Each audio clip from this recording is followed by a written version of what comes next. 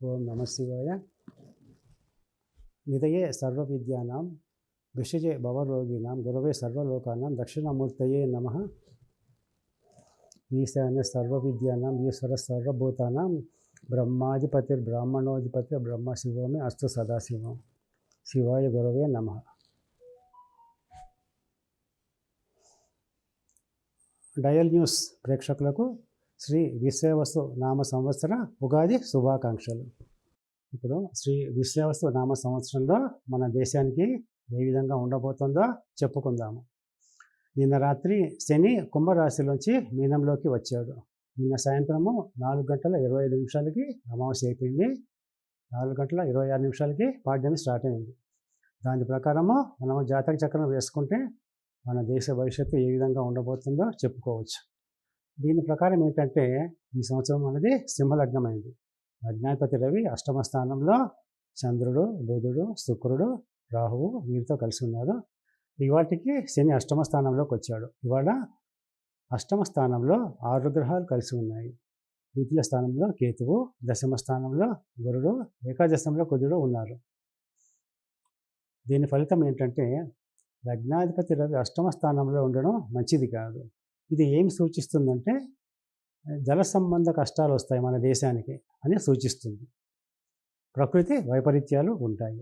అవి ఏ ప్రాంతాల్లో ఉంటాయి అంటే ముఖ్యంగా బీహార్, వెస్ట్ బెంగాల్, ఒరిస్సా, ఉత్తరాఖండ్ ఈ ప్రాంతాల్లో ఉంటాయి.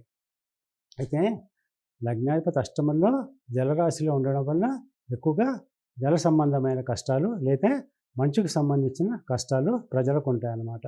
లగ్నాధిపతి రవి అష్టమ స్థానంలో ఉండడం వలన ప్రముఖ రాజకీయ నాయకులకు మంచిది కాదు. అంటే మాజీ రాజకీయ నాయకులు కావచ్చు, ప్రస్తుతం ఉన్నవాళ్ళు కూడా కావచ్చు. వీరికి తీవ్రమైన అనారోగ్యం చేస్తుంది. ఒకరిద్దరు స్వర్గస్థులు అయ్యే అవకాశం కూడా ఉంది. అలాగే ప్రముఖ సినీ రంగం వారికి కూడా గండం ఉంటుంది.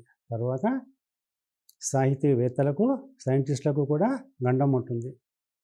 అయితే లగ్నాధిపతి రవి అష్టమంలో ఉండడం వలన సంతాప దినాలు ఉంటాయని సూచిస్తోంది. ఆకస్మిక సంఘటనలు ఉంటాయి.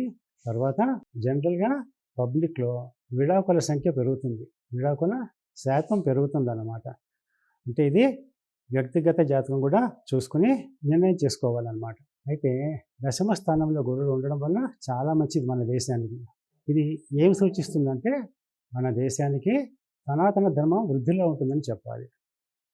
యజ్ఞ యాగాదులు కొనసాగుతాయి. తర్వాత ఆధ్యాత్మిక సంస్థలు, దేవాలయాలకు మంచిది. కొత్తగా దేవాలయాలు ప్రతిష్ఠించే అవకాశం ఉంది. తర్వాత ఇంకా అభివృద్ధిలో ఉంటాయి మన దేవాలయాలు. దశమంలో గురుడు ఉండడం వలన విద్యా సంస్థలకు మంచిది, బ్యాంకులకు మంచిది. తర్వాత న్యాయస్థానానికి, చీఫ్ జస్టిస్లకు, లాయర్లకు వీళ్ళకు కూడా మంచిది. తర్వాత మన దేశం యొక్క ఎగుమతులు పెరుగుతాయి. మన దేశం యొక్క ప్రతిష్ట ప్రపంచంలో వెలిగిపోతుంది.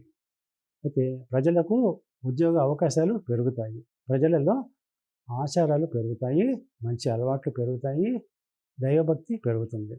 ఏకాదశంలో కుజుడు ఉండడం వలన భూగృహ సంబంధాలు, వీటికి సంబంధించిన వ్యాపారంలో ఉన్న వాళ్ళకి మంచిది. అంటే రియల్ ఎస్టేట్ రంగంలో ఉన్న వాళ్లకు మంచిది. తర్వాత కన్స్ట్రక్షన్ ఫీల్డ్ వాళ్ళకు కూడా మంచిది. ఇది ఇంకా ఏమని సూచిస్తుందంటే లోక్సభలో ఆయుధాలు, యుద్ధము వీటికి సంబంధించిన చర్చ జరుగుతుంది. వీటికి సంబంధించిన చట్టం వచ్చే అవకాశం కూడా ఉంది. శుక్రుడు అష్టమ స్థానంలో ఉచ్చంగా ఉండడం వలన షేర్ మార్కెట్ బుల్లిష్ ట్రెండ్లో ఉంటుంది. గత సంవత్సరం సెప్టెంబర్లో షేర్ మార్కెట్ సెన్సెక్స్ 87,000కి వెళ్ళింది. తర్వాత బాగా పడిపోయింది. మళ్ళీ ఈ మార్చి నెల నుంచి కొంచెం పెరుగుతుంది. తర్వాత ఈ ఏప్రిల్ నుంచి షేర్ మార్కెట్ సూచి ఇంకా పెరుగుతుంది. తర్వాత వ్యాపార సంబంధాలు, వాహన సంబంధాల వారికి చాలా మంచిదని చెప్పాలి. దశమ స్థానంలో గురుడు ఉండడం వల్ల కేంద్ర ప్రభుత్వము అనుకున్న ఆశయాలు సాధిస్తుంది. వారు ప్రారంభించిన పనులు విజయవంతం అవుతాయి. అయితే అధికార పార్టీకి మంచిది, ప్రతిపక్షాలకు మంచిది కాదు ఈ సంవత్సరం. మొత్తం మీద ఏంటంటే ఈ సంవత్సరము మన దేశానికి సంతాప దినాలు ఉండే అవకాశం ఉంది. జల సంబంధ ప్రకృతి వైపరీత్యాలు ఉండే అవకాశం ఉంది. కానీ సనాతన ధర్మం ప్రోత్సాహకరంగా ఉంటుంది, పరిడి వెళ్తుంది, కొనసాగుతుంది, జయప్రదంగా ఉంటుంది. 2025 మార్చ్ 29 రాత్రి నుంచి శని మీనంలోకి ప్రవేశించాడు. మే 14వ తారీఖు రాత్రి గురుడు వృషభం నుంచి మిథునంలోకి వస్తాడు. అందుకని ఏంటంటే మే నెలలో సరస్వతి నది పుష్కరాలు ఉంటాయి. తర్వాత సెప్టెంబర్ 7వ తారీఖు నాడు మనకి చంద్రగ్రహణము, సంపూర్ణ చంద్రగ్రహణం ఉంటుంది. తిరిగి 2026 మార్చ్ 3వ తారీఖు నాడు చంద్రగ్రహణం ఉంది. కానీ ఇది పాక్షిక చంద్రగ్రహణము. అయితే జూన్ 10 నుంచి జూలై 8 వరకు గురుమూఢమి ఉంటుంది. ఈ కాలంలో ఏంటంటే పెళ్లి ముహూర్తాలు ఉండవు, గృహప్రవేశాలు ఉండవు, శుభకార్యాలు చేయకూడదు. తిరిగి డిసెంబర్ 8 నుంచి ఫిబ్రవరి 6 వరకు శుక్రమూఢమి ఉంటుంది.